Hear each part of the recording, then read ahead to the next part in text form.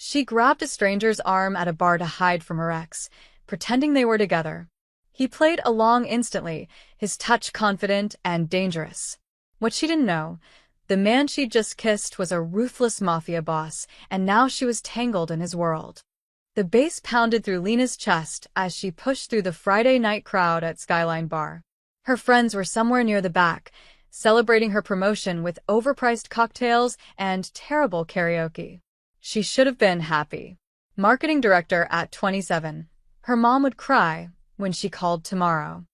But right now, all Lena felt was the floor dropping out beneath her feet. Marcus. Her ex-boyfriend stood by the entrance, laughing with his finance bro friends, their loud voices cutting through the music. For months. She'd blocked him 4 months ago after he'd shown up at her gym, her office, her favorite coffee shop, always with that same innocent smile, always claiming it was just a coincidence. The restraining order paperwork was still sitting on her kitchen counter, unsigned. She told herself she was being dramatic.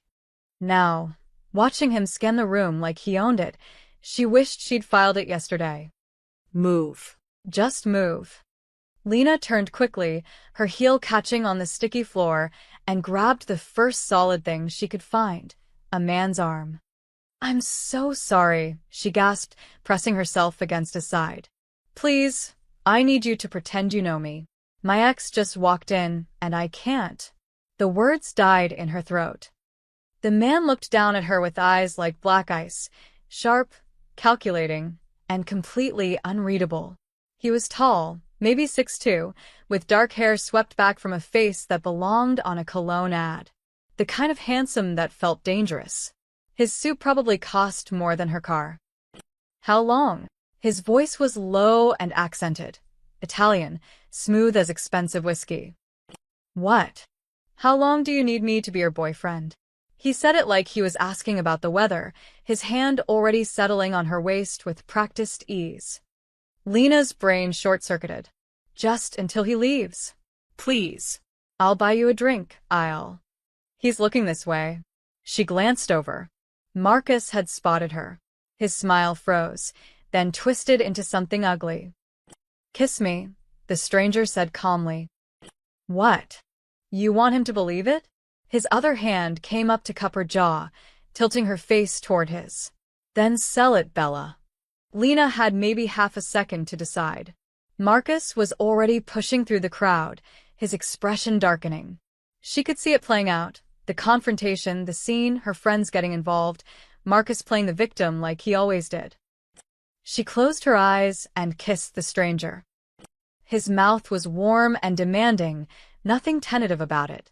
He kissed her like he'd done it 1,000 times before, like he knew exactly how to make her knees weak. His hand slid into her hair, fingers tangling at the base of her skull, and Lena forgot where she was. Forgot Marcus. Forgot her own name. When he pulled back, his eyes held something new, interest, maybe, or calculation. "Breathe," he murmured. She realized she'd been holding her breath. "Lena?" Marcus's voice cracked like a whip. Lena turned, keeping the stranger's arm around her, and forced a smile. "Marcus." "Eat." Her ex looked between them, his jaw working. "What the hell is this?" "This is," she faltered, realizing she didn't even know the man's name. Dante Rossetti, the stranger. Dante extended his free hand with casual authority. His accent made the name sound like music. "And you are?" Marcus ignored the handshake, staring at Lena. "You're dating someone? Since when?" "Since none of your business," Lena said, finding her spine. "We broke up, Marcus. 4 months ago. You blocked me. Because you wouldn't leave me alone." Her fingers dug into Dante's suit jacket. "Showing up everywhere I went. A calling from different numbers. That's not normal, Marcus. That's stalking." "Stalking?" Marcus's laugh was sharp and bitter.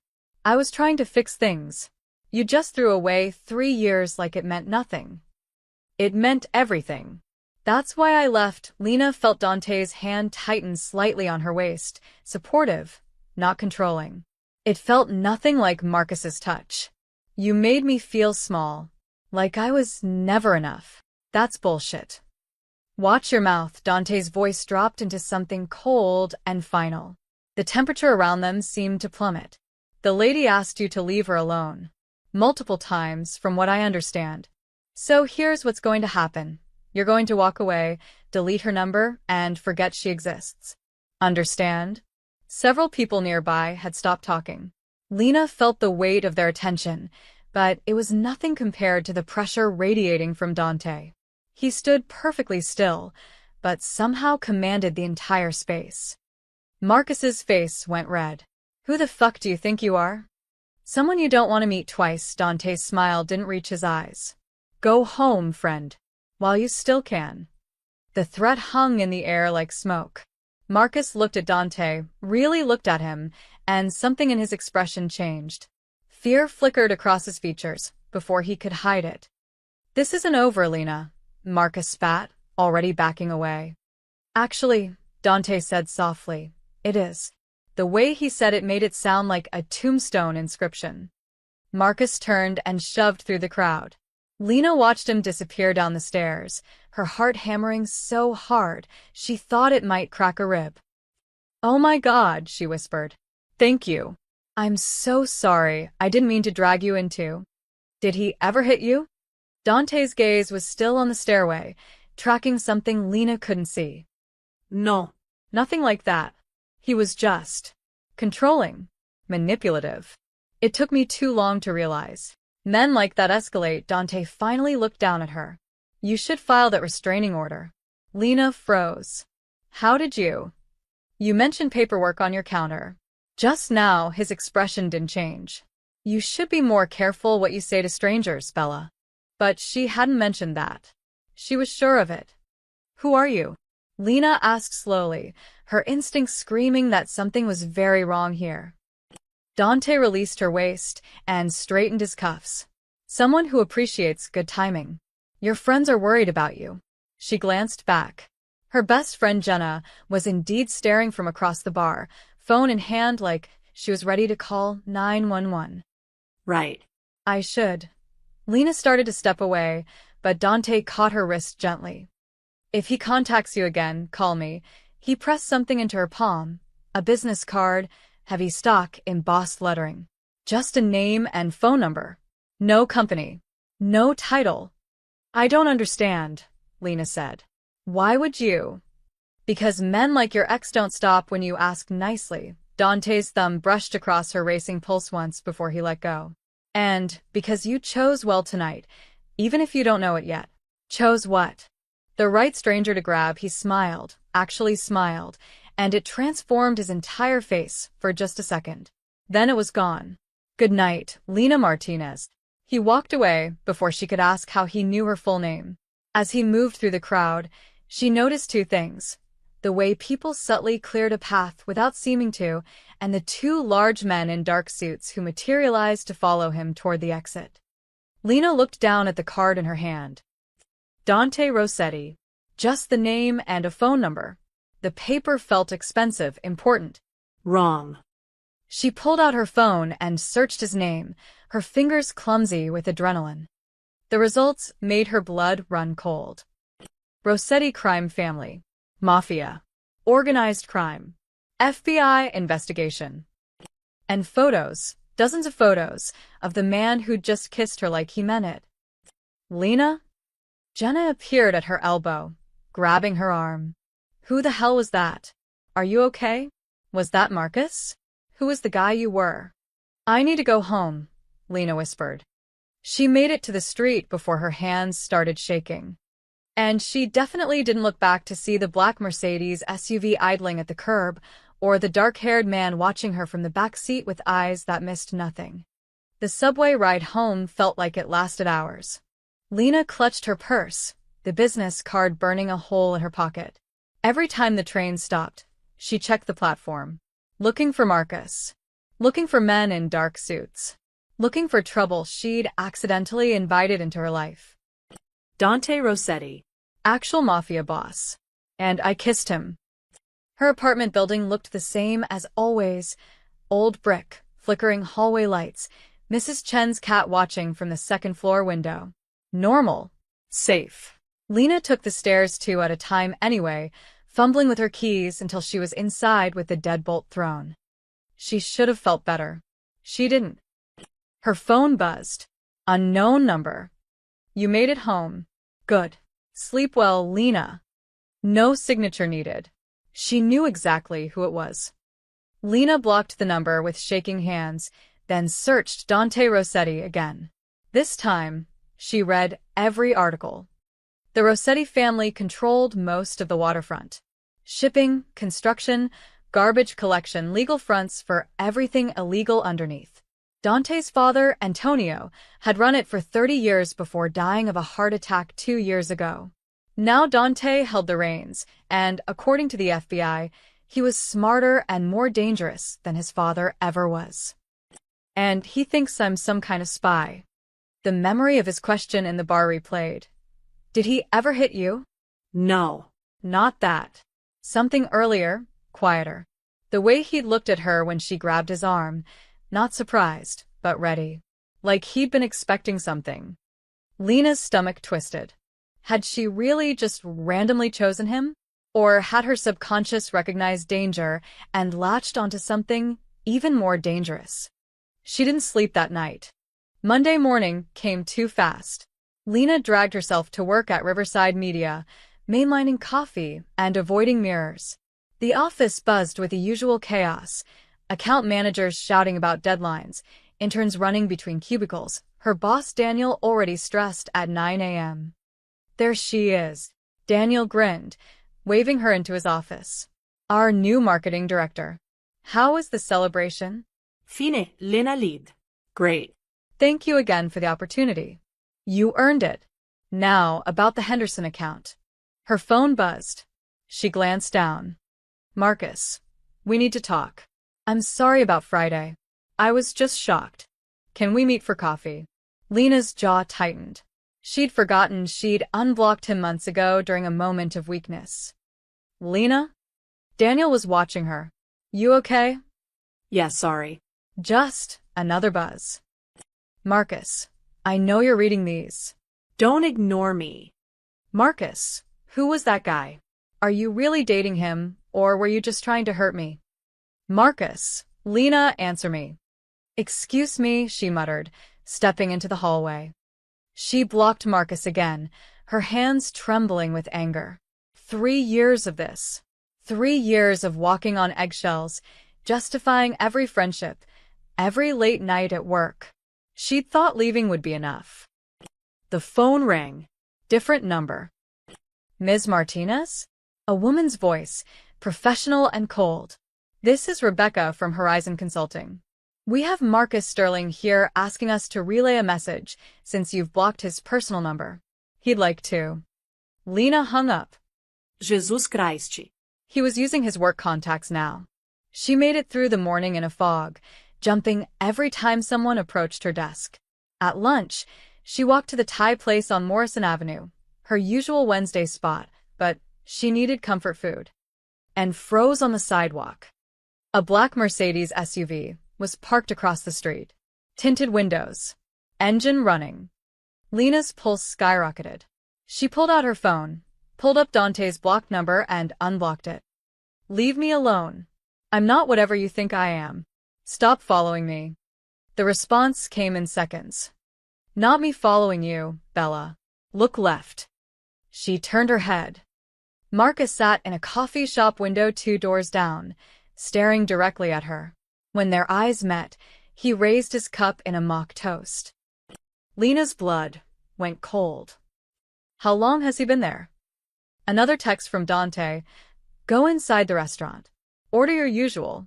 Pad Thai, extra lime, spring rolls. My associate will handle the problem. How do you know my order? I told you. I pay attention. Lena wanted to scream. Instead, she walked into the Thai place on numb legs, ordered exactly what Dante had described, and sat in the corner booth, where she could see the street. Marcus was still there, watching the restaurant entrance. Then one of the men from Friday night, the ones in suits who'd followed Dante, crossed the street. He didn't enter the coffee shop. Just stood outside, making a phone call. Casual. Unthreatening. But Marcus saw him. Lena watched the color drain from her ex's face. He stood abruptly, nearly knocking over his chair, and rushed toward the back of the shop. The suited man didn't follow. Just finished his call, nodded once toward the Mercedes, and walked away. Marcus was gone. The SUV pulled smoothly into traffic and disappeared. Lena's food arrived. She couldn't taste it. Her phone buzzed again. Dante, he won't bother you at work anymore. But we need to talk. Tonight. I'll send a car at 7. Lena, I'm not getting in a car with your people. Dante, then he'll come back tomorrow. And the next day. And eventually he'll do more than watch. Your choice. Lena stared at the message, her appetite completely gone. She was trapped between two different types of dangerous men. And she was starting to realize that Marcus, manipulative, obsessive Marcus, was actually the less terrifying option. At 6:55 p.m., she stepped outside her office building. The black Mercedes was already waiting. The driver didn't speak. He opened the door, waited for Lena to slide into the leather interior, then drove in complete silence through downtown traffic. She kept her purse clutched in her lap, phone unlocked with 911 ready to dial. Not that it would help if Dante Rossetti actually wanted to hurt her.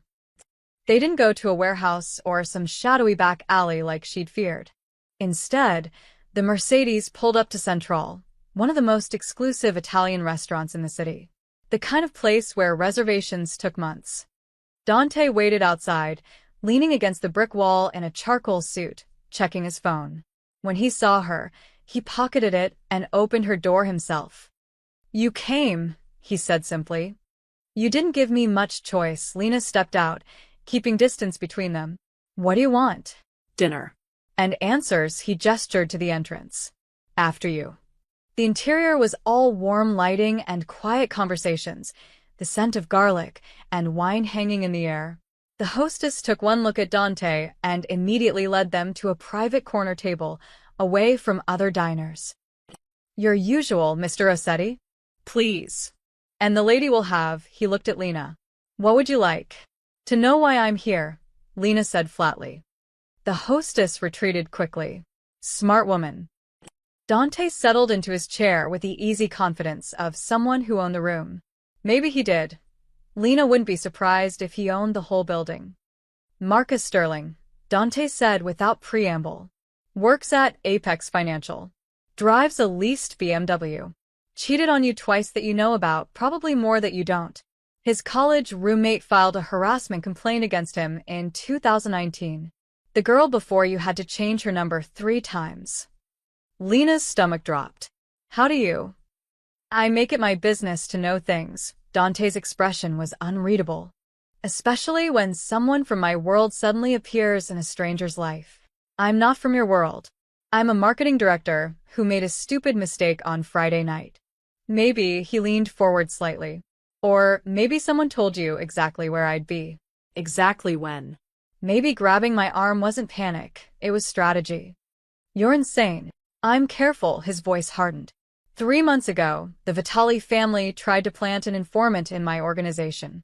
Pretty girl, wrong place at the right time. Very convincing damsel in distress story. 2 weeks later, she was wearing a wire to one of my business meetings. And what happened to her? Lena asked before she could stop herself. "She's in witness protection now. Comfortable, alive, and far away from New York." Dante's eyes never left hers. "I'm not a monster, Bella. But I'm not stupid either." A waiter appeared with wine, red, expensive looking. Lena didn't touch hers. "I grabbed you because you looked like someone Marcus wouldn't mess with," she said carefully. "I didn't know who you were. I didn't even know your name until you said it. Yet you found articles about me within minutes, because you acted strange. The way you talked, the cars, the bodyguards." Lena's voice rose before she caught herself. "I'm not a spy. I'm just someone who stayed too long in a bad relationship and is now paying for it." Dante studied her face in that unnerving way of his, like he was reading a book written in her expressions. Finally, he sat back. All right. I believe you," he sipped his wine. For now. Lena's laugh was brittle. What does that mean? You're going to keep following me? Keep sending your guys to scare Marcus? Keep showing up everywhere I go like some kind of… Yes. The simple words stopped her cold. Marcus saw us together. Dante continued calmly. He'll tell people, friends, co-workers, probably his therapist. Some of those people have connections to families who'd very much like to see me weakened. And a girlfriend is a weakness, Lena. Even a fake 1 inch. Then tell them it was fake. I could, he swirled his wine thoughtfully. But Marcus is escalating. You saw him today, following you during work hours, using third parties to contact you. Men like him don't stop until someone makes them stop. Or until something worse happens. Lena's throat tightened. She'd read the statistics. Knew that the most dangerous time for a woman leaving an abusive relationship was right after she left. So, what are you suggesting? She asked quietly. Let me protect you. Publicly, we're dating. My people watch your apartment, your office. Marcus backs off because he thinks you're under my protection. After a few months, when things cool down, we have a quiet breakup. You go back to your normal life. Everyone wins. Except I'd be lying to everyone I know. Living a fake relationship with a… She stopped herself. Criminal? Dante supplied helpfully. Mobster? Gangster? I've heard them all, Bella. How is this better than just getting a restraining order? Because paper doesn't stop bullets. The words hung between them like ice. Marcus isn't violent, Lena protested weakly. Not yet, Dante's expression went dark. But 6 months from now, when the order expires and you've let your guard down, when he sees you at a bar with someone new and has 3 drinks in him, statistics say that's when things go wrong. God, she hated that he was right. I need to think about it, Lena said. Of course, Dante signaled for the check. But while you're thinking, understand this. I'm watching you regardless. Whether you agree to my help or not. Because if you're working for someone, I need to know. And if you're not, he paused. Then you walked into something dangerous on Friday, and I don't leave civilians in the crossfire. The driver took her home in silence. Lena trudged upstairs, exhausted and confused. Her phone buzzed as she unlocked her door. Marcus, I saw you get into that car. What the hell are you involved in? Call me. Now. Then, seconds later, from Dante, he's outside your building. 3rd floor of the parking garage across the street. My men are watching him. Say the word, and he disappears. Lena looked out her window. Sure enough, she could see a familiar BMW in the garage shadows. Her hands shook as she typed, Don't hurt him. Just make him leave. Dante, always so merciful. It's going to get you killed one day, Bella. But 5 minutes later, Marcus's car screeched out of the garage and disappeared into the night. Lena locked every lock on her door and wondered what the hell she'd gotten herself into. The next 2 weeks felt like living in a fishbowl. Lena spotted Dante's men everywhere, leaning against buildings near her office, sitting in cafes she frequented, following her subway car at a distance. They never approached, never spoke, just watched. Marcus, mercifully, had gone silent. No calls. No texts. No surprise appearances. She should have felt relieved. Instead, she felt like a mouse being circled by 2 different cats. You're distracted, her friend Jenna said over lunch at their usual spot. Is it the promotion? Or is it mystery suit guy from the bar? Lena forced a smile. Just adjusting. New responsibilities. Jenna wasn't buying it. You've checked the door 6 times since we sat down. What's going on? Nothing. Her phone buzzed. Dante, don't go home tonight. Stay with your friend or get a hotel. I'll explain later. Lena's blood went cold. Why? What's happening? Dante, just trust me. Please. Lena? Jenna was staring at her. You look like you've seen a ghost. I might need to crash at your place tonight, Lena said quietly. Is that okay? Of course, but… I'll explain later. I promise. Except she couldn't explain. How do you tell your best friend that you accidentally got tangled up with the mafia? That your ex might be dangerous? That you weren't sure which threat was real anymore. That night, lying on Jenna's pull-out couch, Lena finally got the explanation via text. Dante, Marcus filed a police report. Claims you're being coerced by dangerous individuals, says you're in an abusive relationship and too scared to ask for help. The detective assigned to the case has connections to the Salerno family, my rivals. They're using Marcus to build a case against me. Lena, that's insane. I'll tell them the truth. Dante, the truth is that you approached me, we kissed, and now my men follow you everywhere. How do you think that looks? He was right. From the outside, it looked exactly like what Marcus was claiming. Lena, so what do I do? Dante, stay away from your apartment. They'll try to catch you alone, get you to make a statement. My lawyer is handling it, but it'll take a few days. Lena, this is crazy. I didn't do anything wrong. Dante, welcome to my world, Bella. Innocence doesn't matter when someone wants to use you as a weapon. 3 days later, the police showed up at her office. Detective Sarah Chin was young, sharp-eyed, and clearly skeptical of everything Lena said. They sat in a windowless conference room while Sarah took notes on everything: how Lena met Dante, why she kissed him, what their relationship was now. And Mr. Rossetti's men follow you?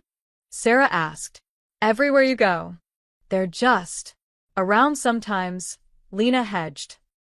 Lena, if you're in danger, we can help you. Witness protection, safe houses. I'm not in danger, not from Dante anyway. Marcus is my ex. He's obsessive. I think he's using this as an excuse to stay in my life. He seems genuinely concerned. He seems like a lot of things, Lena said sharply. Did he tell you about showing up at my work? Following me to restaurants? Using his colleagues to contact me after I blocked him? Sarah's expression flickered. He mentioned you blocked him, yes. Because he won't leave me alone. This isn't about protecting me. It's about controlling me. It's what he's always done. And Dante Rossetti? What does he get from this relationship? The question felt like a trap. Lena chose her words carefully. I don't know. Maybe he liked feeling like a hero. Maybe he was just in the right place at the right time. Men like Rossetti don't do anything without reason, Sarah said quietly. His organization is under federal investigation. The FBI would very much like to talk to anyone close to him. I'm not close to him. We barely know each other. Yet his men watch over you like your precious cargo, Sarah leaned forward. Here's what I think. I think you got caught up in something bigger than a bad breakup. I think Marcus saw something that scared him, and whatever his faults, his concern might be valid. Dante Rossetti is dangerous, Lena. His family has been connected to dozens of disappearances, extortion cases, murders. Good people who get close to him end up dead, or worse. He hasn't hurt me, Lena insisted. Yet, Sarah slid a business card across the table. When you're ready to tell the truth, the real truth, call me. We can protect you. After Sarah left, Lena sat in the empty conference room, staring at the card. Her phone buzzed. Unknown number. This is Marco, Mr. Rossetti's associate. The detective who just interviewed you is Victor Salerno's niece. Everything you said was recorded and will be shared with his organization. We need to move you. Tonight. Lena's hands started shaking. Another text. There's a black sedan outside your building. Red interior. Driver's name is Gio. He'll take you somewhere safe. Lena. How do I know this is real? How do I know you're real? Marco, because Mr. Rossetti told me you'd ask that. He said to tell you. You bite your thumbnail when you're nervous. You're doing it right now. Lena looked down. Her thumb was pressed against her teeth. Marco. The Salernos think you're Dante's weakness. That makes you their target. Please trust us. She didn't have a choice anymore. At 8 p.m., Lena walked out of her office building and climbed into a black sedan with red leather seats. The driver, Gio, presumably, said nothing as they drove through the city, taking turns that seemed random until Lena realized they were checking for tails. They ended up at a brownstone in a neighborhood she didn't recognize. Expensive, quiet, secure. Dante was waiting at the door. I'm sorry, he said quietly. I try to keep you out of this. What's happening? Lena's voice cracked. Why do they think I'm… What did you tell them about me? Nothing. I've told them nothing, Dante's jaw tightened. But my second-in-command, Carlo, believes you're a spy. He's been feeding information to the Salernos behind my back. He thinks removing you will prove his loyalty to them when he betrays me. Betrays? You mean he's working with them? I suspected. Now I'm certain. Dante stepped aside, letting her enter. And that means both of us are in danger, Bella. Welcome to the safe house. You'll be staying here until I deal with the problem. The door closed behind her with a heavy, final sound. Lena was officially trapped in a mafia power struggle, and she had no idea how to get out. The safe house was beautiful in a cold, impersonal way: marble floors, expensive furniture, floor-to-ceiling windows overlooking a private garden. It felt more like a luxury hotel than a home. Lena stood in the entryway, still clutching her purse, trying to process everything. This is insane, she whispered. I should go to the police. The real police, not some detective working for your enemies. And tell them what? Dante closed the distance between them, his voice low. That you're caught between two crime families? That my lieutenant thinks you're a spy? They'll either think you're crazy or use you as bait. Either way, you end up dead. Maybe if I just disappeared, left the city, moved to. They'd find you in 48 hours, he said it with absolute certainty. The Salernos have reach everywhere. And Carlo has been feeding them information about my operations for weeks. If he thinks you matter to me, he'll tell them. And they'll use you to draw me out. But I don't matter to you, Lena said desperately. We barely know each other. Dante's expression shifted, something unreadable crossing his features. That's what I keep telling myself too. The words hung in the air between them. Lena's breath caught. Before she could respond, a woman appeared in the doorway, late 50s, gray hair pulled into a neat bun, kind eyes that didn't match the weapon holstered at her hip. Mr. Rossetti, I've prepared the guest room. Clothes, toiletries, everything she'll need. She turned to Lena with a warm smile. I'm Maria. I manage the house. You need anything, you ask me, yes? I need to leave, Lena said. Maria's smile didn't waver. Then you ask Mr. Rossetti. I just handle the cooking and cleaning. She disappeared back into the house, leaving them alone again. How long? Lena asked quietly. How long do I have to stay here? Until I identify everyone working with Carlo and eliminate the threat. Dante moved to the windows, checking the street with practiced efficiency. 3 days. Maybe 4-inch. I have a job. Friends who'll worry. A life. I know, his tone softened slightly. I've already called your office. You're taking emergency family leave. Your sister in Portland had complications with her pregnancy. Very convincing story, complete with hospital records if anyone checks. Lena's stomach turned. You forged medical records? I have people who specialize in documentation. He said it like he was discussing grocery shopping. Your friend Jenna received a text from your number saying you had to fly out urgently. She wished you safe travels. You hacked my phone. Cloned it. Temporarily, Dante finally turned to look at her. I told you, Lena, I'm careful. Every detail matters when people are trying to kill you. No one's trying to kill me, she protested. I'm nobody. I'm not important to any of this. Carlo thinks otherwise. Dante's jaw tightened. He saw us together at the restaurant. Saw the way he stopped himself. He reported to the Salernos that I've taken a civilian under protection. In our world, that means one of two things. Either you're valuable as an informant or you're valuable to me personally. Either way, you're a target. Because you decided to play bodyguard. Lena's voice rose. I didn't ask for this. I didn't ask for any of this.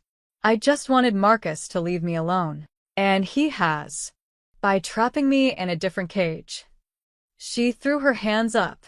You're just like him, you know that? Controlling everything, making decisions for me, acting like you know what's best. I'm nothing like him. Dante's voice went ice cold. Marcus wanted to own you. I'm trying to keep you alive. There's a difference. Is there? Lena challenged. Because from where I'm standing, I'm still a prisoner. They stared at each other, tension crackling in the air. Fine, Dante pulled out his phone. I'll have Gio take you home. You can walk into your apartment, where Carlos' people are probably already waiting. You can tell them everything you know about me, which is nothing useful, but they'll spend hours making sure. Then, when they realize you're truly innocent, maybe they'll let you go. Or maybe they'll kill you anyway, just to send me a message. Your choice. Lena's defiance crumbled. You're lying.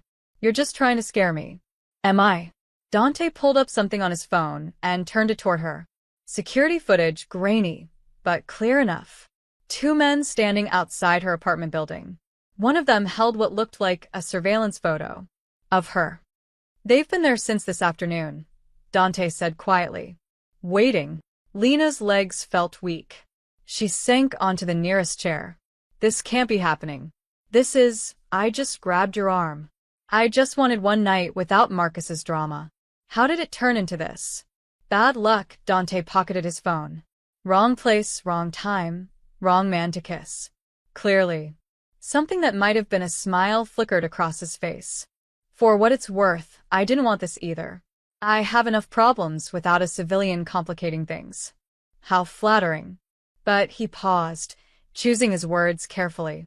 You handled yourself well with Detective Chen. Most people would have panicked, said too much. You were smart. Careful. That's rare. Is this supposed to make me feel better? It's supposed to make you understand that you're not helpless. You're stuck here, yes. But you're not weak. And I won't treat you like you are. Lena looked up at him. This dangerous, complicated man who'd somehow become the only thing standing between her and worse danger. I want to call my sister. The real one. She'll worry if she doesn't hear from me. No calls. They can be traced. Dante's expression softened slightly. But you can write her an email from a secure server. Tell her you're fine. You just need a few days away. Maria will show you how. It wasn't enough, but it was something. 3 days, Lena said firmly. You have 3 days to fix this, and then I'm leaving. I don't care what's waiting out there. Understood. Dante moved toward the door, then paused. For what it's worth, Lena, I am sorry. You deserved better than this. He left before she could respond. Lena sat in the beautiful, empty room and tried not to think about how her life had completely derailed in less than 2 weeks. But mostly, she tried not to think about the way her heart had jumped when Dante said he was trying to keep her alive. Like maybe somewhere underneath the fear and anger, she actually believed he meant it. Day 1 in the safe house felt like a prison sentence. Lena paced the guest room, stared at the garden, and answered exactly one email from her sister with vague reassurances. Sophia wrote back immediately with questions Lena couldn't answer. She closed the laptop before guilt could swallow her whole. Maria brought meals, real Italian food, homemade and delicious. Lena barely tasted any of it. Dante was gone most of the day, returning late with tension carved into his shoulders. They didn't speak beyond necessary pleasantries. Day 2 was worse. The walls felt closer. Lena found herself listening for sounds, footsteps, cars, anything that suggested the outside world still existed. She ventured downstairs and found a library, books in Italian and English lining the walls. She pulled down a mystery novel and couldn't focus past the first page. You're driving yourself crazy, Maria observed, appearing with tea. You should go outside. The garden is private. Safe. Is anywhere actually safe? Lena asked bitterly. Maria's smile was sad. In this life? No. But some places are safer than others. That evening, Dante found Lena in the library, curled in a chair by the window as the sun set. He'd loosened his tie, and for the first time, he looked almost tired. Any progress? She asked without looking up from the book she wasn't reading. Some. He poured himself a drink from the bar cart. Whiskey neat. Carlo's been sloppy. We've identified 3 others working with him. The Salernos are planning something, but we don't know what yet. And me? Still bait. Still a complication they want to eliminate. He took a long drink. But my people are good at what they do. We'll handle it. You keep saying we like I'm part of this. Aren't you? Dante studied her over the rim of his glass. The moment you grabbed my arm, you became part of this. Whether either of us wanted it or not. Lena finally looked at him, really looked. Beneath the control and authority, she saw something else. Exhaustion. Maybe even regret. Do you ever wish you could just walk away? She asked quietly. From all of this. Every day, the admission seemed to surprise him as much as it surprised her. But this life doesn't let you walk away, Lena. It's a cage made of loyalty and blood. Once you're in, the only way out is a coffin. That's bleak. That's reality. He set down his glass. My father built this empire. My grandfather before him. I inherited a legacy I never asked for, and people depend on me. Not just my family, but hundreds of people whose livelihoods exist because we provide protection, work, security. If I walk away, they're vulnerable. So I stay. It was the most honest thing he'd said to her. Lena felt something shift in her chest, not quite sympathy, but understanding. I'm sorry, she said, that you're trapped too. We all make our choices. Dante's expression hardened again, the vulnerability disappearing. I chose this life, even if I inherited it. You, though, you were just unlucky. Before Lena could respond, his phone buzzed. Then again. And again. Dante's face went cold as stone. Get upstairs. Now. What? Now, Lena. He was already moving, pulling a weapon from inside his jacket. Maria. The older woman appeared instantly, her own gun drawn. How many? 4 cars. Maybe 12 men. Salerno's people. Dante grabbed Lena's arm, pulling her toward the stairs. They found us faster than I expected. Terror shot through Lena's veins. How? You said this place was safe. Carlo must have given them more than I thought. They reached the 2nd floor. Dante pushed her into what looked like a study. There's a panic room behind the bookshelf. 2nd shelf from the left. Pull the red book. Get inside, and don't come out until I come for you. What if you don't? I will. His eyes met hers, fierce and certain. I promise. But if someone else tries to open it, there's a gun in the drawer marked supplies. You know how to shoot? No. Safety's the switch on the side. Point and pull the trigger. Aim for center mass. He was already backing toward the door. Stay quiet. Stay hidden. Dante, wait. Glass shattered downstairs. Shouting. The sharp crack of gunfire. Go. Dante disappeared into the hallway. Lena's hands shook as she found the red book, a copy of the Divine Comedy, appropriately, and pulled. The bookshelf swung inward, revealing a small room with monitors showing various angles of the house. She could see figures in black moving through the 1st floor, weapons raised. Maria fired from behind the kitchen counter, dropping one man before ducking as return fire shredded the cabinets. Dante moved through the chaos like a dancer, fluid, precise, deadly. He fired twice, and 2 men went down. But more kept coming. Lena wanted to look away. Couldn't.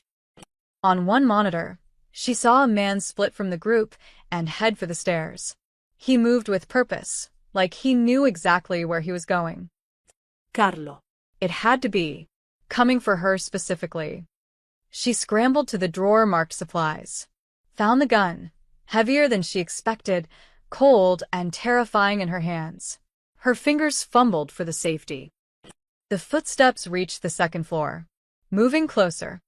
I know you're up here, Miss Martinez, a voice called out. Italian accent, pleasant tone. Completely at odds with the violence happening below. Mr. Rossetti can't protect you forever. Why don't you make this easy? Come out, answer a few questions. If you cooperate, you walk away. You have my word. Lena pressed herself against the wall of the panic room, gun raised with both hands like she'd seen in movies. Her entire body trembled. The footsteps stopped outside the study. Or we can do this the hard way, Carlo continued. Burn the house down. Wait for you to run out. Either way, we're patient. The door to the study burst open. Lena watched through the crack in the bookshelf as Carlo entered, middle-aged, expensive suit, gun held professionally. He looked like someone's accountant, not a killer.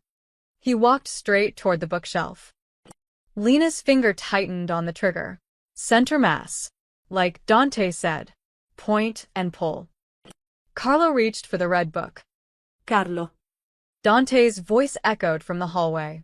Step away from that shelf, or I put 3 rounds in your spine. Carlo Frose. Slowly turned. Dante stood in the doorway, gun aimed steadily at his lieutenant. Blood streaked his collar, but his hands were rock steady. It's over, Dante said quietly. Your men are dead or running. The Salernos aren't coming. It's just you and me now. Then pull the trigger, Carlo challenged. But you won't. You're weak, Dante. Your father would have burned anyone who threatened the family. But you? You protect civilians. You hesitate. That's why you'll lose eventually. Maybe, Dante agreed. But not today. He fired. Carlo dropped. The silence that followed was deafening. Lena, Dante called softly. It's safe. Come out. Lena's legs wouldn't move. She stood frozen in the panic room, gun still raised, staring at Carlo's body. Bella, Dante's voice gentled. Look at me. Not him. Me. She forced her eyes up. Dante stood in the doorway, weapon lowered, expression carefully controlled. It's over, he said again. You're safe. Lena finally lowered the gun. Her hands were shaking so badly, she nearly dropped it. Dante crossed to her in 3 strides and took the weapon, engaging the safety and setting it aside. Then his hands cupped her face, forcing her to meet his eyes. Breathe, he ordered. You're in shock. Breathe. She sucked in air, suddenly aware that she'd been holding her breath. I almost shot him, she whispered. I was going to if you hadn't. But you didn't. You're okay. His thumbs brushed her cheekbones, and she realized she was crying. You did exactly what I told you. You stayed hidden. You stayed safe. People died.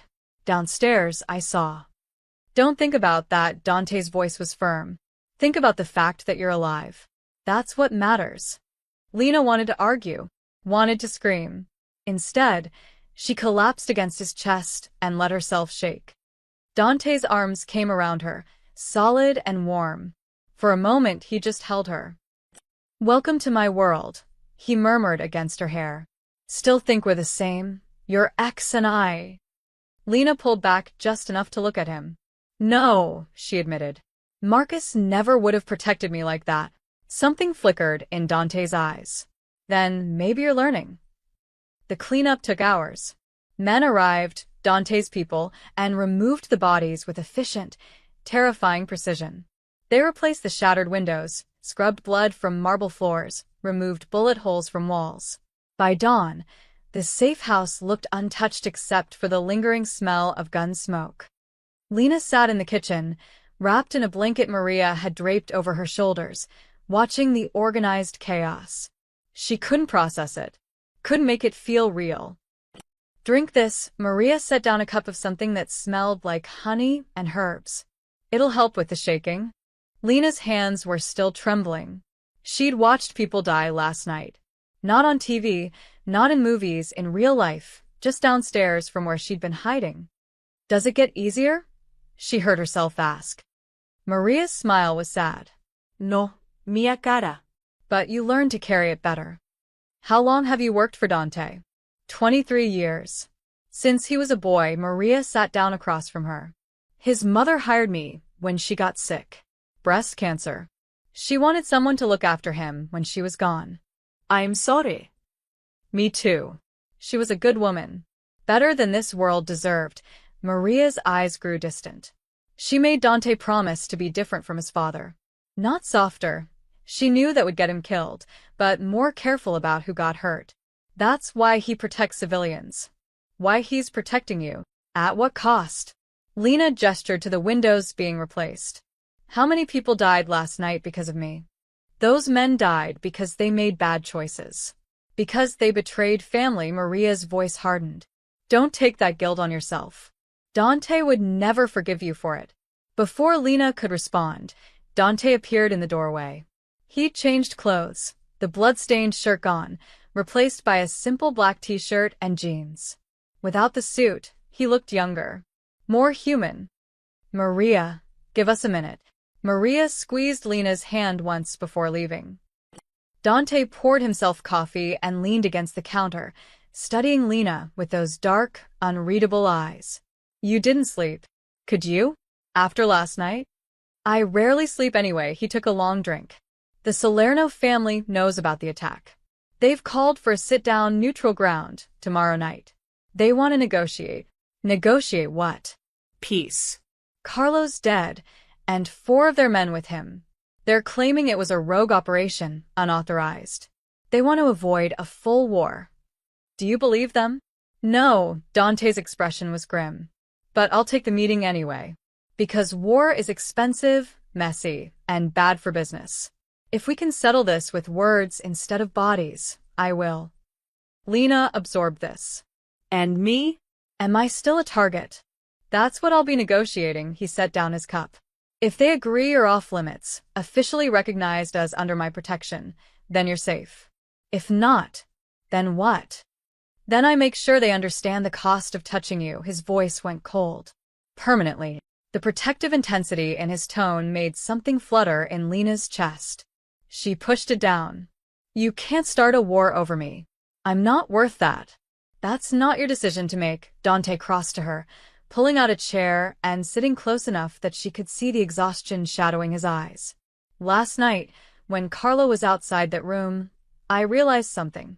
If he'd gotten to you, if I'd been 5 seconds slower, he stopped himself, jaw tightening. You're under my protection now. That means something in my world.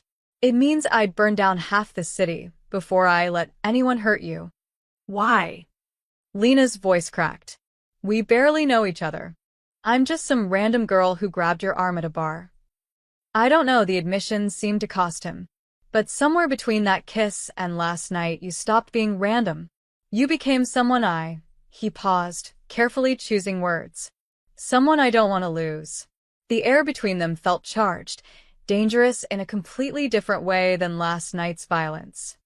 Lena didn't know how to finish that sentence. I'm not asking for anything, he said quietly. I know this situation is fucked up. I know you're here because you don't have a choice. But I need you to understand. I'm not your ex. I'm not trying to control you or own you. I'm trying to keep you alive long enough to get your life back. And then what? I just walk away? Pretend none of this happened. If that's what you want. His eyes held hers. Yes. Lena wanted to believe him. Wanted to believe that this was temporary, that she could go back to her normal life. But something had shifted last night, when she'd held that gun. When she'd watched Dante kill to protect her. When she'd felt his arms around her afterward and realized she felt safer with a criminal than she ever had with Marcus. I want to help, she heard herself say. With the meeting tomorrow. If they're negotiating about me, I should be there. Absolutely not. Why? Because it's too dangerous? I think we're past that point. Because these men will see a civilian at the table and assume weakness. They'll push harder, demand more. Dante's expression was firm. I need to negotiate from strength, not what? Not concern for someone. Lena challenged.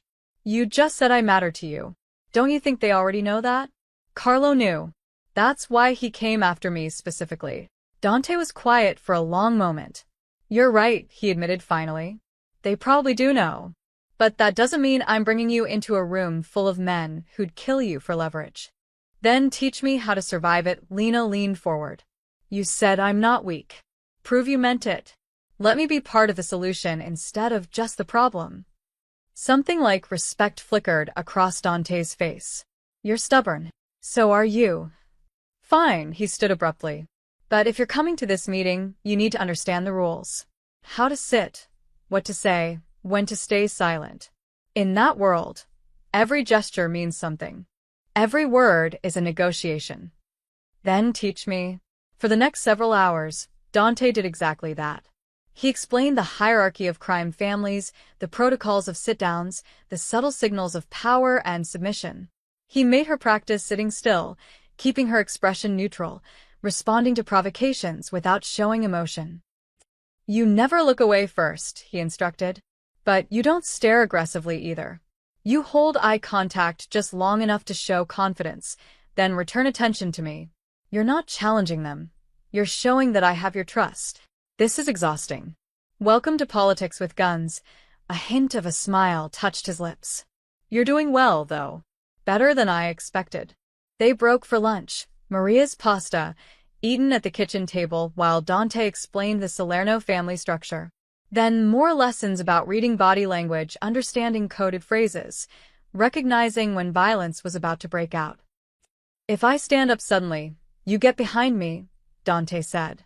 If I touch my watch, it means danger. Head for the exit. If I use your full name instead of Bella, it means play along with whatever I'm about to say. By evening, Lena's head was spinning with information. But she also felt something else, capable. Like she was learning a language she'd never known existed. They had dinner together, this time in the dining room. Real plates, wine, conversation that wasn't about danger or death. Dante asked about her life before all this. Her job, her friends, her dreams. She found herself talking about the promotion, how hard she'd worked for it, how scared she was that she'd lost it. You haven't, Dante assured her. When this is over, you go back. You keep climbing. You deserve that success, Lena. Don't let my world take it from you. What about you? She asked. If you could do anything else, what would it be? He considered the question seriously. Architecture, maybe. I like the idea of building something that lasts. Something beautiful and useful. Not just, he gestured vaguely. This. It's not too late. You could. Yes, it is, but his tone wasn't bitter, just resigned. Some choices close doors, permanently. I made mine a long time ago. That night, Lena returned to the guest room, but couldn't sleep. She kept replaying the day. The lessons, the conversations, the way Dante had looked at her over dinner. Like she was a puzzle he was trying to solve. Or maybe a door he was afraid to open. Around midnight, she wandered downstairs and found him in the library, papers spread across the desk. Can't sleep either? She asked. He looked up, surprise crossing his features before he controlled it. Preparing for tomorrow. Making sure I'm ready for every possible angle. Can I help? You've helped enough just by agreeing to come. He gestured to the chair across from him.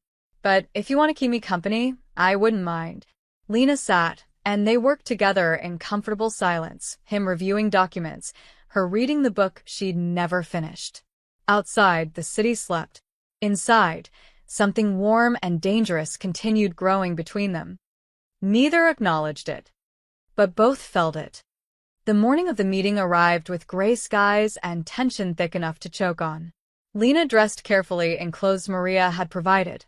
A dark navy dress, professional but not submissive, paired with low heels she could run in if necessary.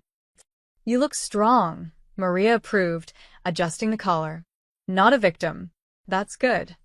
Dante appeared in a three-piece charcoal suit, all sharp lines and controlled power. He gave Lena a once-over, something unreadable flickering in his eyes. Ready? He asked. No, Lena admitted. But let's go anyway. They had hours before the meeting. Dante spent the morning making calls, coordinating with his people, ensuring every contingency was covered. Lena tried to stay out of the way, finally retreating to the garden for air. The space was beautiful, hedges trimmed precisely, a fountain bubbling in the center, roses blooming despite the late season. She sat on a stone bench, trying to calm her racing heart. Pretty, isn't it? A man's voice came from behind her. Lena spun. One of Dante's men.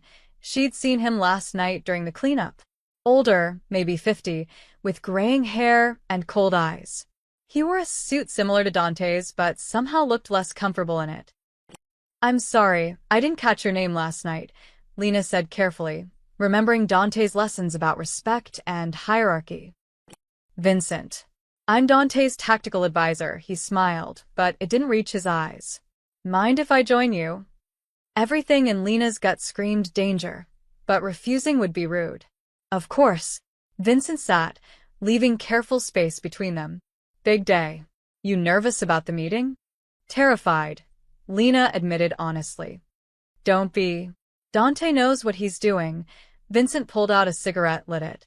Though I'll admit, I was surprised when he said you'd be coming. Not his usual style. He thought it was important they see I'm not a prisoner. Smart. Vincent took a long drag. You know, you're not what I expected. When Carlo first reported that Dante had taken a civilian under protection, we all assumed it was strategic. But watching you 2-inch, he shook his head. He actually cares. That's dangerous for a man in his position. Lena wasn't sure how to respond to that. Carlo was right about one thing, Vincent continued, almost conversationally. Dante's too soft. His father would never have let emotion compromise business. But Dante? He's making decisions based on, he gestured at Lena, feelings. It makes him predictable. Vulnerable. The way he said it made Lena's skin crawl. I should get back inside. In a minute, Vincent's hand shot out, gripping her wrist. Not hard enough to hurt, but firm enough to keep her seated. I need you to understand something. Today's meeting? It's not going to go the way Dante thinks. What are you? The Salernos aren't interested in peace. They're interested in power. And they've got someone on the inside feeding them everything they need to know. His grip tightened slightly. Carlo wasn't working alone, Miss Martinez. He was just the loudest piece. The most obvious betrayal. Horror dawned cold and sharp. You. Me. Vincent's smile was all teeth now. And 3 others. Dante's so focused on external threats, he never looked at his inner circle. Never questioned why the Salernos always seemed one step ahead. Why are you telling me this? Lena's mind raced, remembering Dante's lessons. Stay calm. Show no fear. Look for escape routes. Because your leverage. Vincent released her wrist and stood, towering over her. At today's meeting, the Salernos will make their move. They'll demand Dante step down, turn over his operations, disappear.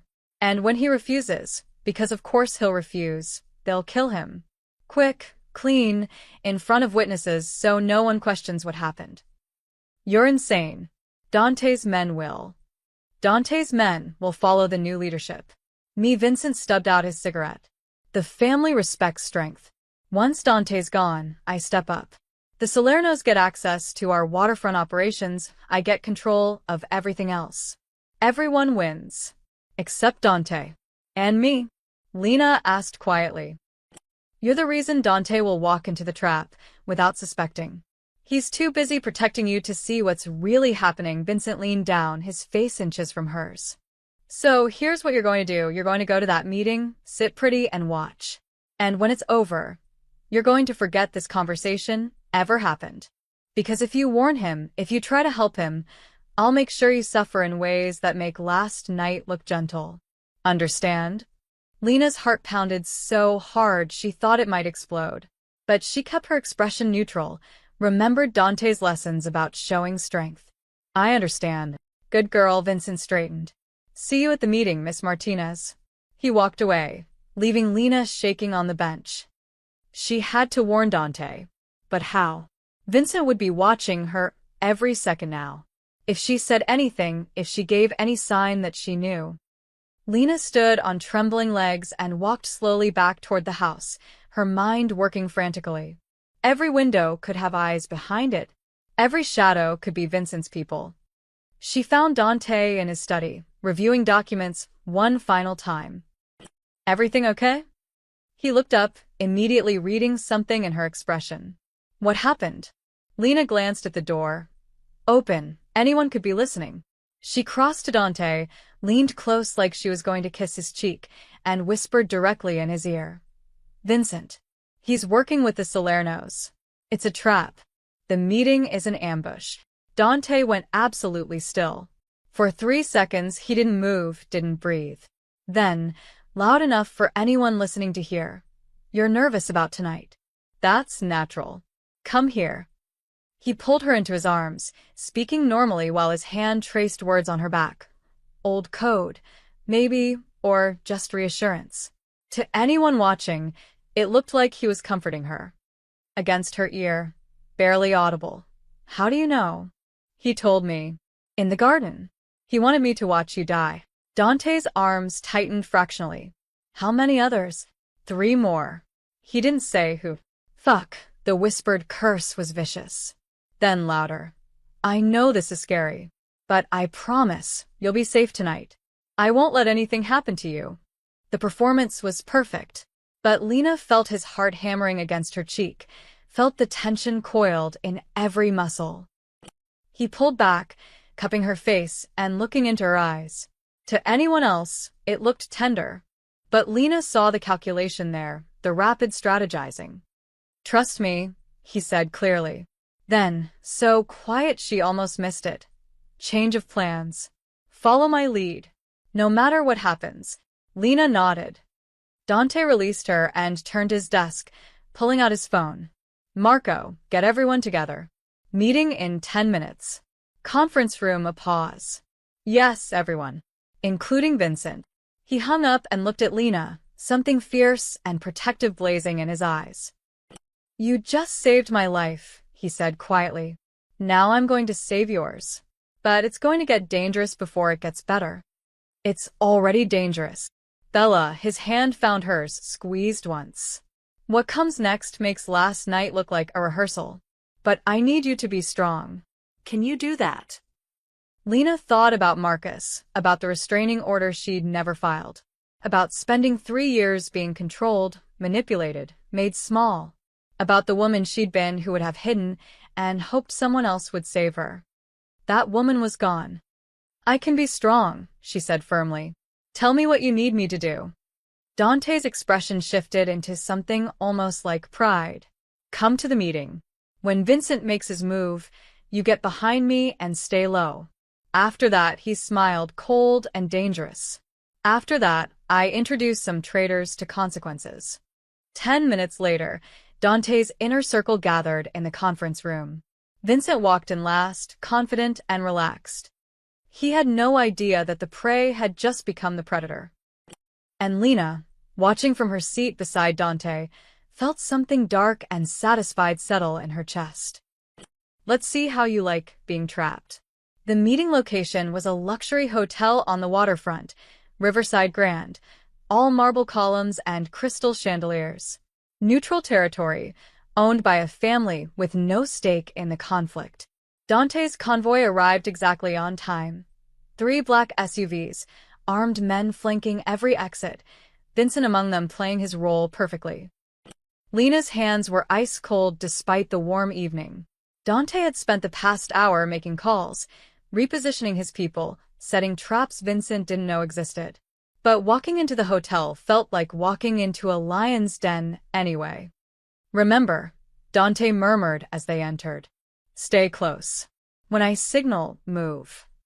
The meeting room was on the top floor, a private conference space with floor-to-ceiling windows overlooking the river. The Salerno family was already there, 6 men in expensive suits, their own guards positioned strategically.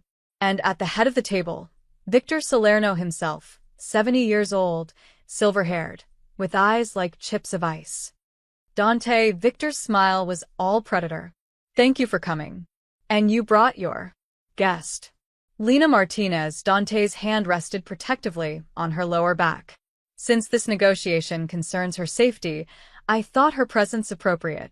How progressive. Victor's gaze slid to Vincent, something unspoken passing between them. Shall we begin?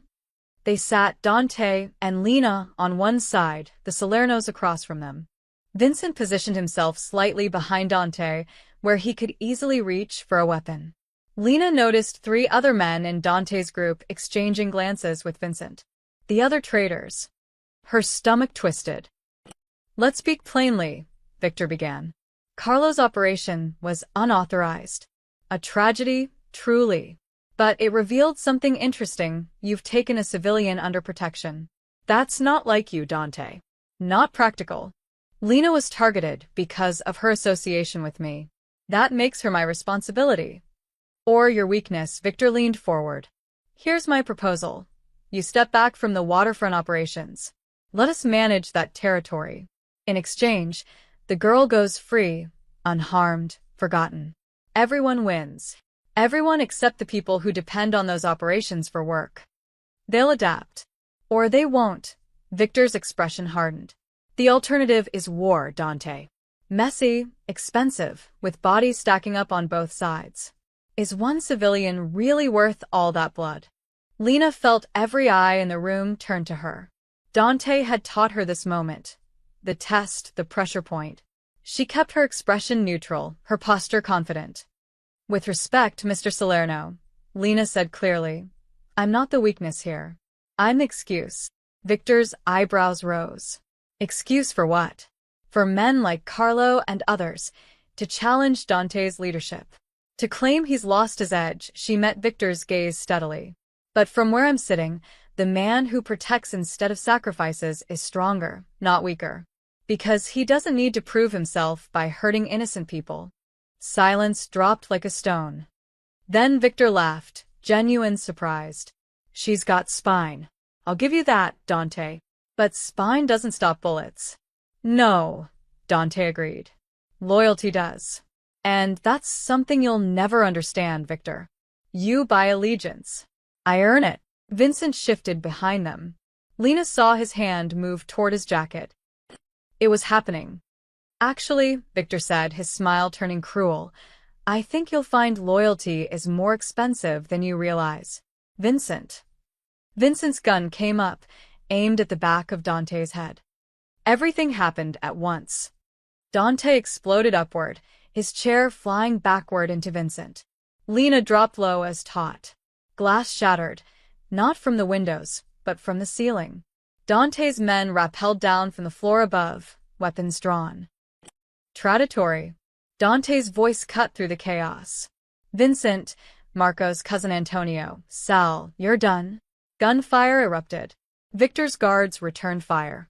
Lena crawled beneath the table, her heart in her throat. She could see Vincent struggling with Dante, their fight brutal and close. One of the traitors aimed at Dante's exposed back. Without thinking, Lena grabbed a fallen chair and swung it hard into the man's legs. He went down, his shot going wild. Dante used the distraction to disarm Vincent, slamming him against the wall. You stupid, greedy bastard, Dante snarled. You threw away everything for what? A bigger piece. For a chance to lead without sentiment. Vincent spat blood. Your father would be ashamed. Dante's fist connected with his jaw. Vincent crumpled. Across the room, Victor was retreating toward the exit with his remaining men. But Dante's people blocked the doors, more than Lena had realized.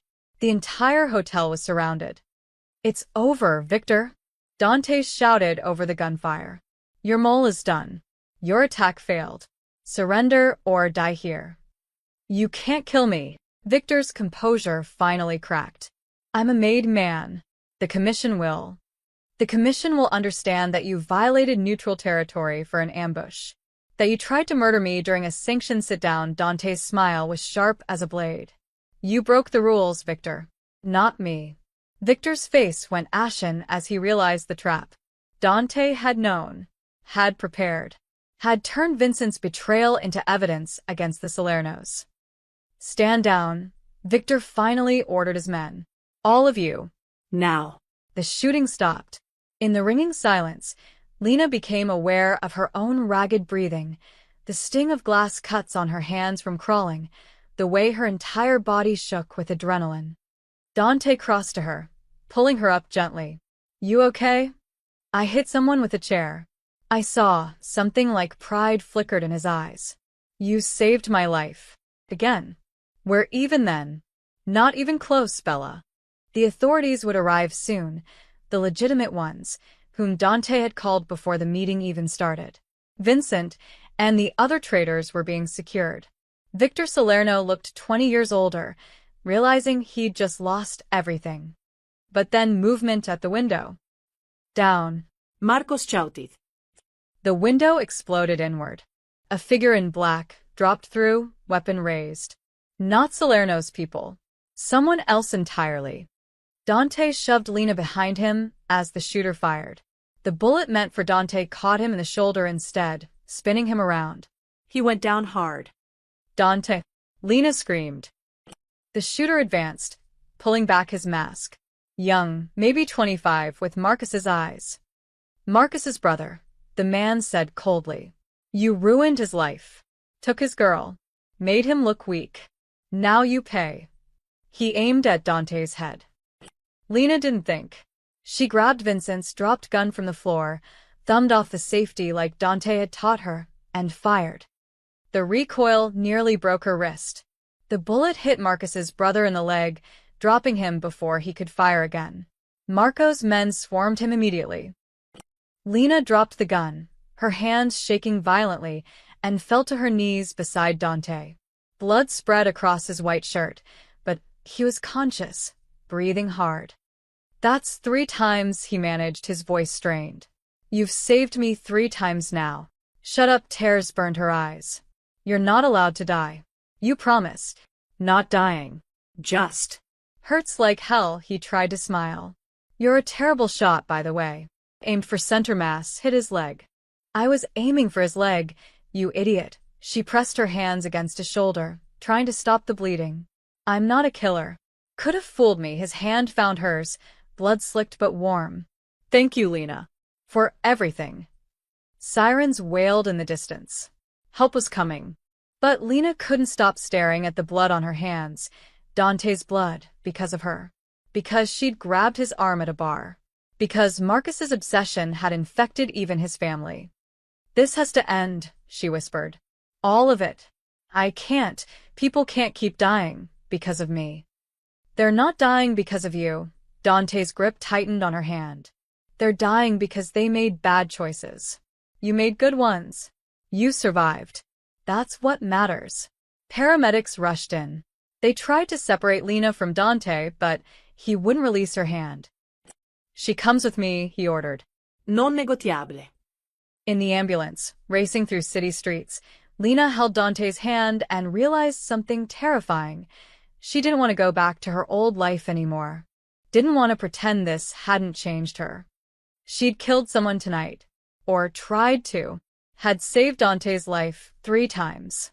Had walked into a mafia summit and held her own. She was different now. Forever marked by violence and choice and this dangerous man who looked at her like she was worth burning the world for. And God help her, she was starting to look at him the same way. The hospital was chaos. Police taking statements, FBI agents hovering like vultures, journalists somehow already sniffing for a story. Dante was rushed into surgery. Lena sat in the waiting room, still wearing her blood-stained dress, hands scrubbed clean but still feeling dirty. Detective Sarah Chin appeared within the hour. Miss Martinez, her expression was unreadable. We need to talk. He's still in surgery, Lena said numbly. I'm not here about him. I'm here about you. Sarah sat down, leaving space between them. You discharged a firearm tonight. Shot a man. That's serious, regardless of circumstances. He was going to kill Dante. He already shot him once. Matthew Sterling. Marcus Sterling's younger brother. Sarah pulled out a tablet, showing Lena a mugshot. 2 arrests for assault, restraining order from an ex-girlfriend, history of violent ideation. He posted on social media 2 days ago about protecting family honor. We missed it. Lena's stomach turned. Marcus sent him? We're investigating that now. Marcus claims he had no knowledge of his brother's intentions, but Sarah's expression tightened. The Sterling brothers have a pattern. Matthew does the dirty work. Marcus keeps his hands clean. We're bringing Marcus in for questioning. Good, the word came out harder than Lena intended. The shooting appears justified. Self-defense. Defense of another. But you'll need to make a formal statement. And Miss Martinez, Sarah leaned forward. You walked into a mafia summit tonight. You were present during a shootout between organized crime families. The FBI is very interested in what you saw. I'm not testifying against Dante. Even if it means immunity, protection, a chance to walk away clean from all of this. I'm not testifying against him, Lena repeated firmly. He protected me when no one else could. I'm not repaying that with betrayal. Sarah studied her for a long moment. You've changed. The woman I interviewed 2 weeks ago wouldn't have said that. The woman you interviewed 2 weeks ago hadn't watched people die. Hadn't held a gun. Hadn't learned that the world isn't as simple as good guys and bad guys. Lena met her gaze steadily. Dante Rossetti is a criminal. I'm not naive about that. But he's not the monster you think he is. And what is he? Lena didn't have an answer for that. Hours later, a surgeon emerged. He'll be fine. Bullet missed the major arteries. Clean through and through. He's in recovery now. Relief hit Lena so hard, she nearly collapsed. They let her see him 20 minutes later. Dante lay in the hospital bed, pale but conscious, monitors beeping steadily. His eyes tracked to her the moment she entered. "You stayed," he said, voice rough from anesthesia. "Where else would I go?" Lena pulled a chair close to his bed. "How do you feel?" "Like I got shot." A weak smile touched his lips. "But alive, thanks to you. The doctor said you'll recover fully." Good. "Means I can do this properly." Dante reached for her hand, despite the 4 lines. "Lena, I'm releasing you for my protection. Officially. Victor Salerno is in custody. Vincent and the traitors are being dealt with. Marcus's brother is arrested, and Marcus himself is under investigation. You're safe now. You can go home." The words should have brought relief. Instead, they felt like a punch to the chest. "Oh," Lena managed. "I see. I'm giving you your life back." Dante's thumb traced circles on her palm. "Everything you've been through, it's over. You can return to work, see your friends, forget any of this happened. I've arranged for the charges from the shooting to disappear. Your record stays clean. It's like you were never involved." "Like I was never involved," Lena repeated hollowly. "You deserve normalcy, Bella. You deserve a life that doesn't include violence and danger, and—" he gestured weakly at himself. "Criminals. I never should have pulled you into my world. But now I can give you an exit." "What if I don't want an exit?" The question hung in the air between them. Dante's expression shifted, surprise, then something deeper, more vulnerable. "Don't," he said quietly. "Don't stay out of misplaced gratitude or—" "It's not gratitude." Lena's voice was stronger now. "Do you know what Marcus used to say? That I was too weak to make it on my own. That I needed him to guide me, protect me, make decisions for me. I believed him for 3 years. Let him make me small." "Lena." "But these past 2 weeks, even with all the terror and violence, I felt more like myself than I have in years. I made choices. Hard ones. I saved your life 3 times. I stood in a room full of killers and didn't back down. I pulled a trigger to protect someone She stopped herself. "Someone who matters to me. That's not weakness. That's not someone who needs to be protected from herself." "No," Dante agreed softly. "It's not. You're the strongest person I've met, Lena. Which is exactly why you should leave. Because you deserve better than a life spent looking over your shoulder. Better than me." "Shouldn't I get to decide that? I'm trying to do the right thing here.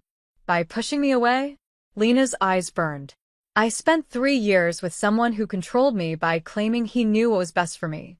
Don't do the same thing, Dante. Don't make my choices for me." Not now. "Not after everything." Dante was quiet for a long moment, his dark eyes searching hers. "If you stay, your life changes forever. No going back to normal. There will always be danger. Always be risk. I can minimize it, but I can't eliminate it. Is that really what you want?" "I don't know," Lena admitted honestly. "But I know I'm not ready to walk away yet. I need time to figure out who I am now, what I want. And I can't do that if you're making the decision for me." "How much time?" "I don't know that either." She squeezed his hand. "But I want to be the one who decides. Can you give me that?" Dante's expression softened. "I can give you whatever you need, Bella. Even if it kills me to let you stay in danger." "Then let me stay. For now. Until I figure this out." "Okay." He brought her hand to his lips, kissing her knuckles gently. "But I have one condition." "What?" "When you do make your decision, whether you stay or go, promise me it's what you truly want. Not what you think I want. Not what feels safe or noble. Just what you want for yourself." "I promise." They sat in silence, hands linked, both knowing that the hardest part wasn't surviving the violence. It was surviving what came after. The next morning, Dante was discharged against medical advice. His people had arranged for private care at the safe house. Lena helped him to the car, aware of journalists photographing them, of police watching, of a world suddenly very interested in their story. It's going to get messy, Dante warned. The media attention. The speculation. Let them speculate.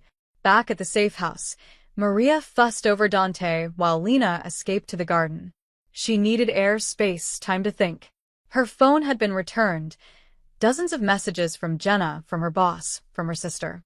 All asking if she was okay, if the news reports were true, if she needed anything. She'd answer them eventually. But right now, she needed to sit with the biggest question. What did she actually want?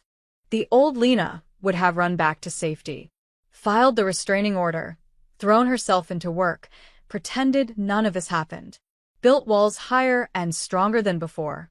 But the woman who'd walked into that summit? Who'd pulled a trigger without hesitation? Who'd looked at Dante in that hospital bed and felt her heart crack at the thought of walking away? She was someone new. Someone Lena was just beginning to know. You're thinking too loud. Dante appeared in the garden doorway, one arm in a sling, moving carefully. I can hear your brain working from inside. You should be resting. I should be doing a lot of things. He settled onto the bench beside her with a barely suppressed wince. But I wanted to make sure you're okay. Really okay, not just surviving okay. I shot someone last night, Lena said quietly. I keep waiting to fall apart about it. But I just feel numb. Shot? It'll hit later. When it does, I'll be here. Will you? She looked at him. Or are you already planning my exit strategy? I'm planning your survival. There's a difference. Dante's expression was serious. Lena, I meant what I said. You're free to go. But if you stay, I need you to understand what that means. Not just the danger. That's temporary. But the reality. I'm never leaving this life. Never going straight. This is who I am. I know. Do you? Because falling for a criminal. I didn't say I was falling for you. You didn't have to. His smile was sad. I can read you now, Bella. Better than you think. And that's why I'm trying to protect you from making a mistake. Maybe it's not a mistake, Lena said softly. Maybe it's just complicated. That it is. They sat together as the sun set, both knowing that whatever happened next, they'd already changed each other in ways neither could take back. And somewhere in the city, Marcus Sterling was being interrogated about his brother's attack. The final pieces were falling into place. 3 days passed in careful recovery. Dante healed quickly. Too quickly, according to Maria, who scolded him for refusing to stay in bed. Lena found herself settling into the rhythm of the safe house, helping Maria with meals, reading in the library, occasionally catching Dante watching her with an expression she couldn't quite read. On the 4th day, the news broke. Marcus Sterling had been arrested. Not just for conspiracy in his brother's attack, but for a pattern of harassment, stalking, and intimidation spanning 3 relationships over 5 years. Other women had come forward after seeing Lena's name in the news. Their stories were heartbreakingly similar. He can't hurt anyone now, Dante said, showing her the article on his tablet. The DA is pushing for maximum sentencing. He'll be gone for years. Lena should have felt vindicated. Instead, she just felt tired. All those women. All that time. And nobody stopped him until he made the mistake of targeting someone connected to you. That's not your fault, isn't it? I could have filed that restraining order months ago. Could have reported him properly instead of just blocking his number and hoping he'd go away. Lena, Dante's voice was firm. You survived him. That's all that matters. Don't take on guilt for his choices. She wanted to believe him, but the weight of those other women's stories sat heavy in her chest. That afternoon, Detective Chin visited. She looked tired, her professional mask slipping slightly as she sat across from Lena in the library. The FBI is closing their investigation into the Summit incident, Sarah said. Victor Salerno has agreed to cooperate in exchange for a reduced sentence. Vincent and the others are facing RICO charges. And you, she paused. You're officially clear. Self-defense ruling, no charges filed. And Dante? Mr. Rossetti has excellent lawyers. Nothing from that night touches him directly. Sarah's expression was complex. You protected him well, Miss Martinez. Better than any lawyer could have. I protected someone who was protecting me. That's not a crime. No. But it is a choice, Sarah leaned forward. I'm here to offer you another choice. The FBI wants you in witness protection. Full relocation, new identity, financial support. A completely fresh start away from all of this. Lena's breath caught. Why? The case is closed. Because you're still connected to Dante Rossetti. And that makes you a target for any family that wants to hurt him. Today, it's the Salernos. Tomorrow, it could be someone else, Sarah's voice gentled. You seem like a good person who got caught in bad circumstances. We can give you your life back. The real one. Safe, normal, away from organized crime. I'd have to disappear completely? New name, new city. New everything. It's not easy, but it's safe. And Dante? You'd never see him again, Sarah said it bluntly. That's part of the deal. Clean break, no contact, no looking back. The words hit like a physical blow. Lena sat back, processing. This was it, the real exit Dante had talked about. Not just leaving, but erasing her entire connection to him. To this world. To the person she'd become in these intense, violent, transforming weeks. Can I think about it? Lena asked. You have 48 hours. After that, the offer expires, Sarah stood, leaving a card on the table. Whatever you choose, Miss Martinez, I hope you find peace. After Sarah left, Lena sat alone in the library, staring at the card. Freedom, safety, a normal life. Everything she'd thought she wanted 2 weeks ago. So, why did the thought of never seeing Dante again make her chest ache? She offered you witness protection. Dante's voice came from the doorway. He'd been listening, of course he had. Yes. You should take it. He moved into the room carefully, his shoulders still healing. It's the smartest choice. The safe 1 inch. You want me to disappear? Lena looked up at him. Just like that. I want you to survive. Dante's voice was raw. I want you to have the life you deserve, career, friends, maybe someday a relationship with someone who doesn't come with a target on his back. I want you to be happy, Lena. Even if that means losing you. And what do you want? For yourself.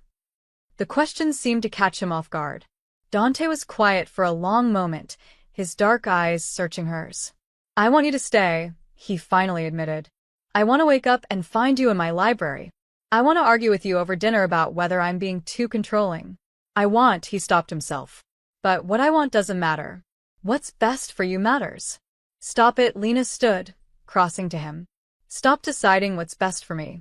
Stop trying to be noble and push me away for my own good. I told you. I'm done with men who make my choices for me. This is different. Is it? Or are you just as scared as I am? She searched his face. You said I'm the strongest person you've met. Then trust my strength. Trust that I can make my own decision about this. What if you choose wrong? Then I choose wrong. But at least it's my choice, Lena's voice softened.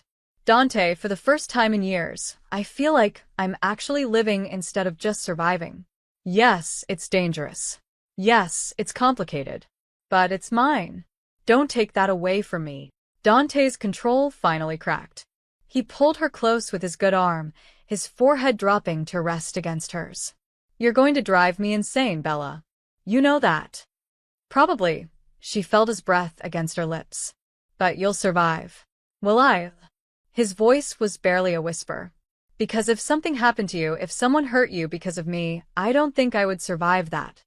Then we'll just have to make sure nothing happens to me. That's not how this world works. Then maybe we change how it works. Lena pulled back slightly to look at him. You said your mother made you promise to be different from your father. To be more careful about who got hurt. What if we build something different together? Not softer. I'm not naive enough to think that's possible, but smarter. More strategic. What if being together actually makes us both stronger? Or it makes us both vulnerable. Maybe vulnerability isn't always weakness. She touched his face gently, careful of his injuries. Maybe sometimes it's just human. Dante caught her hand, pressing a kiss to her palm. 48 hours. That's how long you have to decide. And Lena, I need you to promise me something. What? Don't choose me because you're grateful. Don't choose me because you think you owe me something. Don't even choose me because you're curious about who you've become. His eyes held hers with devastating intensity. If you stay, it has to be because you want this life. Want me. Knowing exactly what that means. Can you promise me that? Lena's heart hammered. Could she? Did she even know what she wanted yet? I promise, she said quietly. Whatever I choose, it'll be real. No guilt. No obligación. Just what I actually want. Good, he released her hand, stepping back, creating distance between them again. Take the 48 hours. Really think about it. Go see your friends, your sister if you want. I'll have my people keep you safe while you figure it out. But I won't influence your decision. This has to be all you. Dante. Please, his voice cracked slightly. If you're going to break my heart, at least let me pretend I gave you up nobly. Despite everything, Lena laughed, short and sharp and slightly hysterical. You're impossible. I'm a criminal, Bella. It comes with the territory. That night, Lena lay awake in the guest room, staring at the ceiling. Two paths stretched before her. Safety or danger, normal or extraordinary, walking away or walking deeper in. Detective Chen's card sat on her nightstand next to Dante's business card from that first night at the bar. Two choices. Two men offering her protection in completely different ways. Two versions of her life stretching into unknown futures. She had 48 hours to choose. And for the first time in her life, she had absolutely no idea what the right answer was. Lena spent the next 2 days living in limbo. Dante kept his promise. He disappeared into business meetings, leaving her space to think. Maria drove her to her old apartment, still under protection but finally able to see her own space again.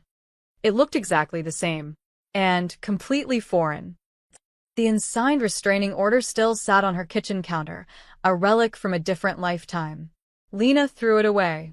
She didn't need it anymore. Jenna came over that evening, bursting through the door with wine and worry. Oh my God, are you okay? The news, the shooting, that insanely hot mob boss. What the actual hell, Lena?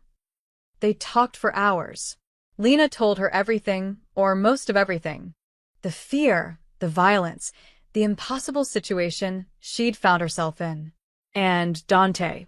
She couldn't help but talk about Dante. You're in love with him, Jenna said flatly. Oh, honey, you are so screwed. I'm not, it's complicated. It's complicated because you're in love with him and terrified of what that means. Jenna poured more wine. So, what are you going to do? I don't know. But that was a lie. Deep down, in the part of herself she discovered over these past weeks, she already knew. The next morning, Lena went to her office. Daniel welcomed her back with relief and questions she deflected with practiced ease. Her desk was exactly as she'd left it. Her promotion certificate still hung on the wall. Everything she'd worked for, right there waiting. It felt hollow. She sat in her ergonomic chair, staring at her computer screen and realized this wasn't enough anymore. The safety, the normalcy, the careful career climbing, it felt like wearing someone else's clothes. Like pretending to be the person she'd been before Marcus, before Dante, before she'd learned she was capable of pulling a trigger without hesitation. That woman was gone, and Lena didn't want her back. At noon, she walked to the Thai restaurant where Dante had once protected her from Marcus's watching eyes. She ordered her usual pad thai, extra lime, spring rolls, and sat in the corner booth. Her phone buzzed. A text from an unknown number. Your 48 hours are almost up. The safe house at 6 p.m. Whatever you decide, I respect it. D. Lena stared at the message for a long time. Then she typed, I'll be there. At exactly 6 p.m., Lena stood outside the safe house door, her heart in her throat. She'd packed a small bag, not everything, not yet, but enough. Enough to say she'd made a choice. Dante opened the door before she could knock. He looked tired, his shoulders still bandaged beneath a simple black shirt, his eyes shadowed with something that looked like grief. "You came," he said quietly. "I came." They stood in the doorway, the weight of her decision hanging between them. "Detective Chin called," Lena said, "wondering if I'd made up my mind about witness protection." And Dante's voice was carefully neutral, but she saw his hand tighten on the doorframe. "I told her no." Something flashed in his eyes. Hope, fear, both at once. "Lena." "Let me finish," she stepped closer. "I also called my boss. Told him I need to take a leave of absence. Personal reasons." He wasn't happy, but he understood. "You're walking away from your promotion?" "I'm not walking away." I'm postponing. "There's a difference." Lena took a breath. "I went back to my apartment. Sat in my life for 2 days. Tried to imagine going back to normal, dating apps, office politics, pretending none of this changed me. And you know what I realized?" "What?" "I don't want normal. Maybe I never did. Maybe that's why I stayed with Marcus so long, because settling for mediocre felt safer than risking everything for extraordinary." She met his eyes. "But I'm not that scared woman anymore. You helped me become someone braver. Someone who doesn't run from complicated just because it's hard." "This isn't just complicated," Dante said roughly. "This is dangerous. This is a life where people die, where you'll always be looking over your shoulder." "I know," Lena cut him off. "I know exactly what I'm choosing. And I'm choosing it anyway. I'm choosing you. Not because I'm grateful, not because I owe you, but because when I think about my future, I can't imagine one where you're not in it. Is it crazy? Probably. Is it risky? Absolutely. But it's what I want. Are you sure?" His voice cracked. "Once you step through this door, everything changes. I can't promise you safety. I can't promise you easy. All I can promise is that I'll protect you with everything I have, and I'll never make you feel small." "That's enough." Lena stepped over the threshold. "That's more than enough." Dante pulled her into his arms, carefully because of his shoulder, desperately because of everything else. His face buried in her hair, and she felt him shaking. "You're absolutely insane," he whispered. "So are you. We're going to drive each other crazy." "Probably." Lena pulled back to look at him. "But at least we'll do it together." He kissed her then, not like that first night at the bar, all performance and strategy. This kiss was real, raw, full of relief and promise, and the terrifying vulnerability of two people choosing each other despite every rational reason not to. When they finally broke apart, Dante rested his forehead against hers. "I don't deserve you. Good thing I'm not asking what you deserve. I'm just taking what I want." His laugh was shaky. "What have I created?" "A partner," Lena said firmly. "Not a victim, not a prisoner, not a weakness. A partner." Can you handle that? "I guess I'll have to learn." Dante's smile was soft, genuine, transforming his whole face. "Welcome home, Bella." Home. Not the apartment she'd just left.